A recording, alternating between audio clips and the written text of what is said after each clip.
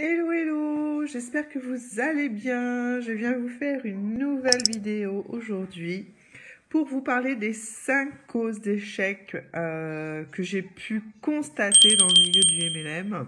Comme vous le savez, pour ceux qui me suivent déjà, j'ai déjà eu plusieurs expériences et je suis actuellement dans 2 opportunités d'affaires. Et du coup, j'avais une petite équipe à mon...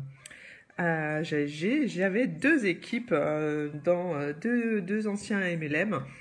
Et du coup, maintenant j'ai assez de recul pour pouvoir vous parler de 5 causes d'échec, de 5 causes de départ dans ces milieux-là.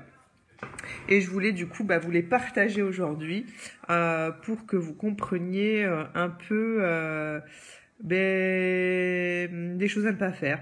Voilà, tout simplement, comment il faut réfléchir aux choses pour quand on veut se lancer dans ce genre de business. Alors, la première, c'est une incapacité à gérer le rejet de ses proches. Voilà, parce que forcément, quand quelqu'un démarre dans le marketing de réseau, il est tellement motivé qu'il veut commencer du coup à en parler à tout le monde et à recruter et à vendre au taquet. Et pour la plupart des MLM, on va vous recommander d'écrire une liste de noms, la fameuse liste des 100 noms, en fonction de votre entourage chaud, et de commencer à partir de là, voilà, à les contacter et du coup leur proposer en fonction de comment vous voyez les choses par rapport à cette personne-là, soit soit un recrutement, soit des produits. Sauf que ça se passe pas aussi facilement que ça, parce que tout le monde n'est pas forcément comme vous, tout le monde n'est pas en train et plein d'ambition et ne voit pas forcément l'opportunité qu'il y a derrière, et donc ils vont connaître un sentiment de rejet par rapport à ces proches-là, et du coup la plupart des gens vont dire mais en fait c'est pas fait pour moi, je suis pas fait pour ça. Voilà. Sauf que ça se cantonne pas qu'à ça. C'est bien ça le truc qu'il faut comprendre. Ce n'est pas forcément l'entourage ce n'est pas l'entourage qui va forcément être adapté à ce genre d'opportunité. Voilà, il faut quand même réfléchir un minimum aux personnes que vous recrutez. Je n'ai pas pensé encore à faire le partage de ma vidéo, j'en profite. Je viens de m'en rendre compte, j'en profite. Hop.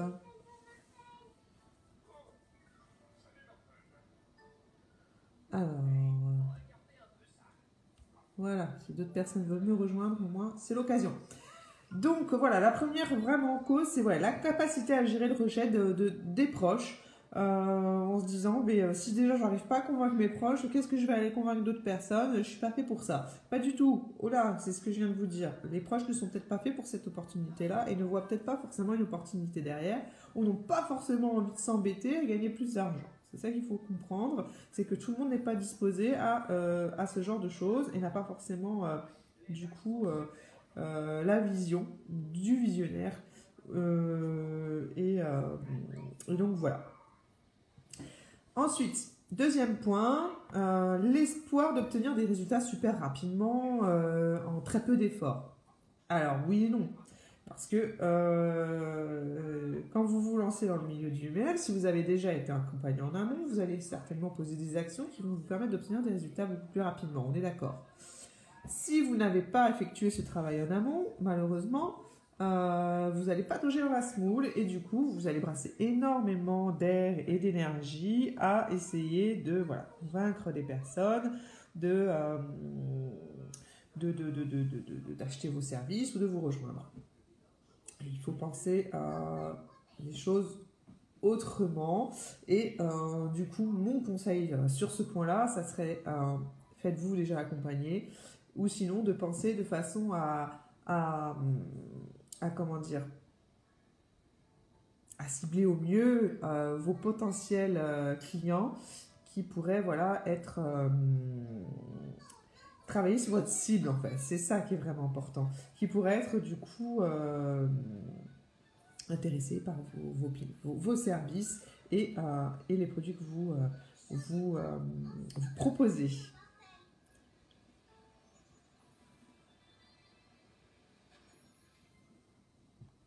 Après, il faut aussi avoir en considération que vous, en rentrant dans ce milieu du MLM, vous avez des efforts à faire et à fournir parce que vous avez plusieurs choses, il y a plusieurs pôles à travailler. Il y a le fait de se construire un réseau, le fait d'être bon en marketing aussi également, et puis surtout, qui dit d'être bon en marketing, de connaître à fond les entreprises dans lesquelles vous êtes, quoi.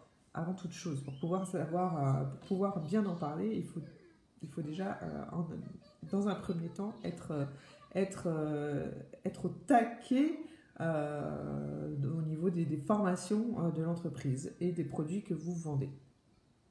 Donc il y a vraiment un travail de fond à fournir. Voilà, tous ceux qui réussissent dans le marketing de réseau, ils ont travaillé dur pour obtenir leur succès. Ils ont forcément leurs points forts, qui ne sont pas forcément les vôtres.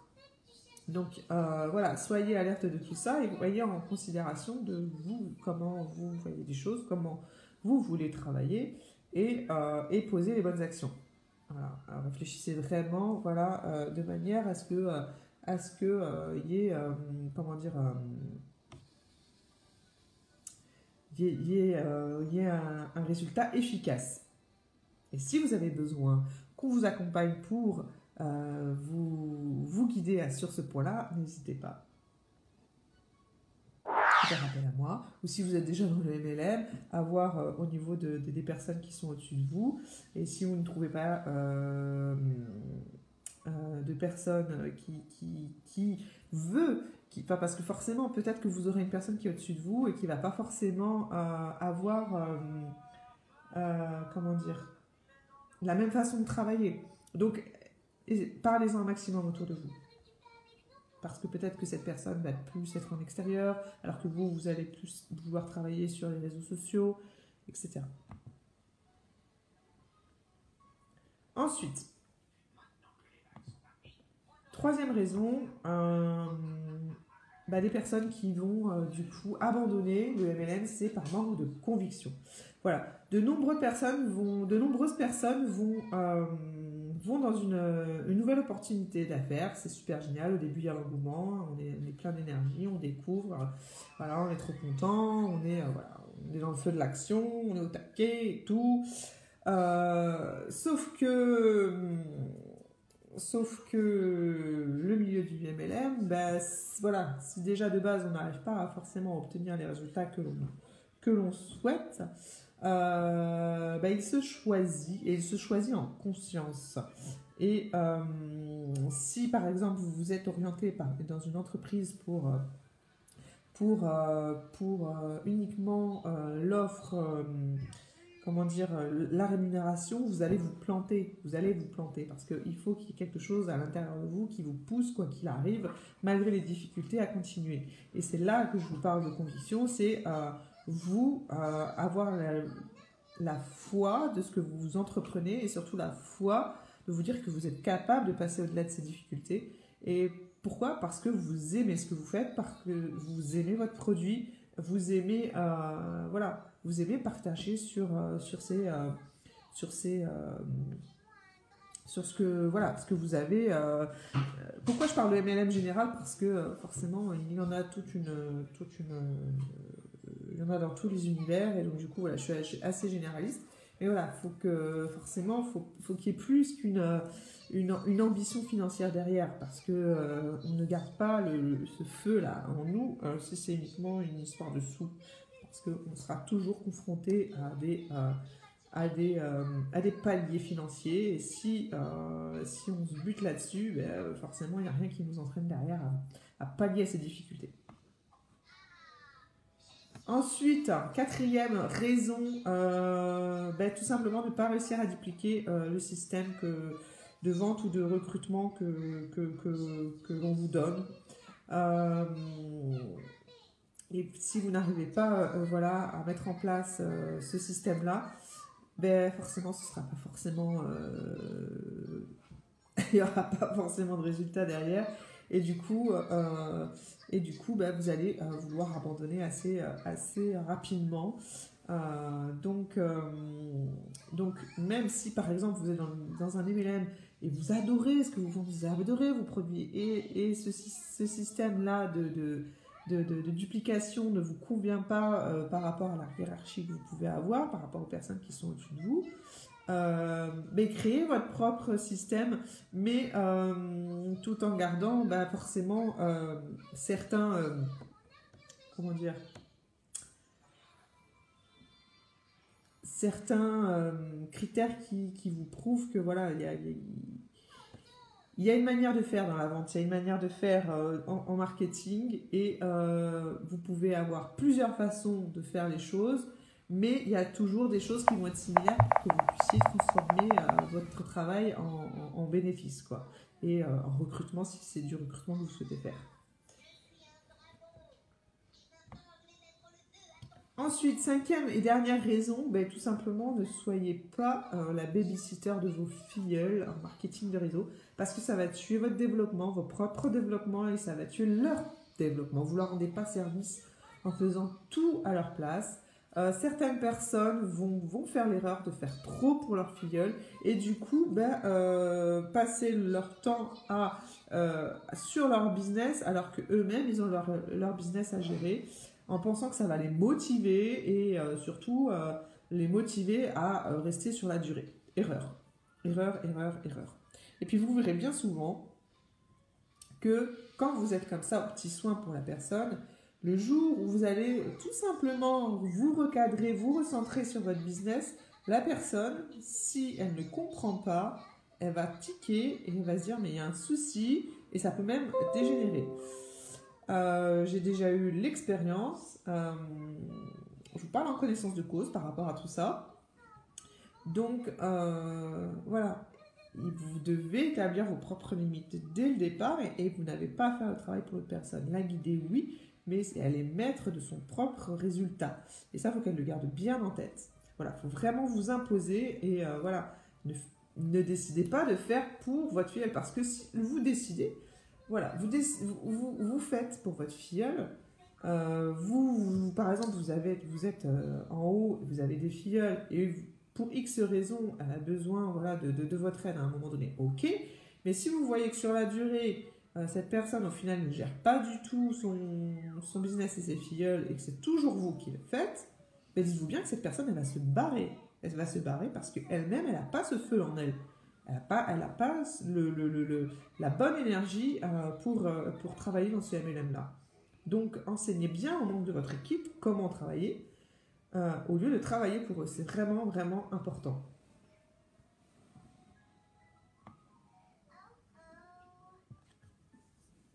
Voilà, j'ai donné 5 raisons qui font que ben, les gens, au final, ils finissent par prendre leur distance et ils finissent par se décourager. Donc voilà, c'est important de connaître ces raisons-là, de travailler sur son état d'esprit et sur ce qu'on veut vraiment. Forcément, je le dis et le redis à chaque fois. Prenez allez vers un MLM qui vous offre effectivement tout un tas de critères super importants, une rémunération correcte, bien entendu.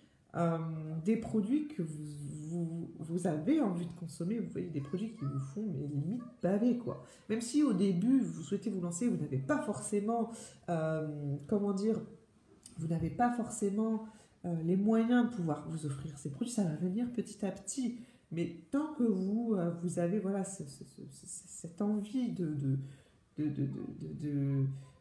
toujours aller plus loin, de se dire mais j'aurai tel produit parce que je vais faire tel résultat et tout. Mais voilà, c'est gagné quoi, j'ai envie de dire, parce que vous les aimez vos produits, vous les aimez, vous avez envie voilà, d'en parler et de partager tout ça au travers de votre business. Euh, si vous y allez uniquement dans un état d'esprit financier, il y a un moment donné, vous allez vous prendre un mur. Vous allez vous prendre un mur et puis ça peut mettre soit fin votre propre cheminement, vous allez mettre fin à voilà, à votre, je vais y arriver, à votre activité. Soit vous allez vite comprendre par rapport à comment vous gérez votre propre business que ça va pas. Que ça va pas parce que ça finit en burn-out, ça finit. Bon, après, il y a d'autres raisons à ça. Hein. Je dis pas que c'est uniquement les personnes qui voient argent, argent, argent, mais forcément, il n'y a rien, il n'y a pas le petit feu derrière qui permet de temporiser et voilà. Il n'y a pas que l'argent, loin de là, c'est pas ça qui vous fera tenir sur la durée, ça c'est une chose faut bien avoir voilà, en tête. Et puis après, les critères qui font que voilà, qui sont importants à connaître pour se lancer dans un MLM, c'est aussi vous assurer qu'il y a de bonnes formations derrière pour vous permettre d'évoluer et de faire évoluer votre business, bien entendu. Et puis voilà, surtout le choix de la personne qui va vous accompagner, si vous souhaitez être accompagné, parce que les MLM, il faut le savoir, offrent l'opportunité de vous lancer avec ou sans accompagnement. Donc ça, c'est important de le savoir aussi. Il y a des personnes qui sont très autonomes et qui n'auront pas forcément besoin d'être accompagnées. Quant à d'autres, si elles se connaissent assez bien, vont savoir que voilà, il faut avoir la possibilité des fois de pouvoir comment dire au sein d'une équipe, et c'est une force. Voilà, c'est une force aussi. Après, chacun est comme il n'y a pas de bon ou de mauvais choix. C'est vous et voilà. Apprenez à vous connaître, voyez comment vous êtes et agissez en conscience, quoi. C'est surtout ça. Voilà, ce sont vraiment les 3 critères principaux que j'aurais envie de vous donner pour votre lancement, quoi. Hein. Et puis voilà, prenez bien conscience de ces 5 points que je vous ai énumérés par rapport à malheureusement les personnes qui peuvent les 90% de personnes qui peuvent arrêter peu de temps après avoir commencé leur MLM. Alors il y en a, ils vont durer, hein. Il y en a, ils vont durer, ça va être 1 mois, 6 mois, 9 mois, 1 an, et puis après, paf. Donc après, ça, c'est en fonction de chacun, hein. Mais voilà, au moins vous savez tout. Donc voilà, n'hésitez pas à cliquer sur le lien que je vous ai mis dans le descriptif de cette vidéo. Pour ceux qui me regarderont sur YouTube, car je poste mes vidéos également sur YouTube, n'hésitez pas à aller dans le descriptif également de la vidéo, où je vous mets toujours un petit résumé et puis les liens qui correspondent. Si vous avez besoin de me contacter, n'hésitez pas à me joindre par mail marinelartinbielski@gmail.com ou sur les réseaux sociaux directement si vous voyez cette vidéo via les réseaux sociaux. Cette vidéo m'a été inspirée de quelques échanges que j'ai pu avoir là ces derniers temps et voilà, j'espère qu'elle vous aura apporté satisfaction. Merci en tout cas de m'avoir suivi jusqu'à je sais pas combien de temps ça fait que je suis en direct là. Ça fait combien de temps ça fait combien de temps que je papote. Je suis à la pause café, mais j'ai quand même du mal à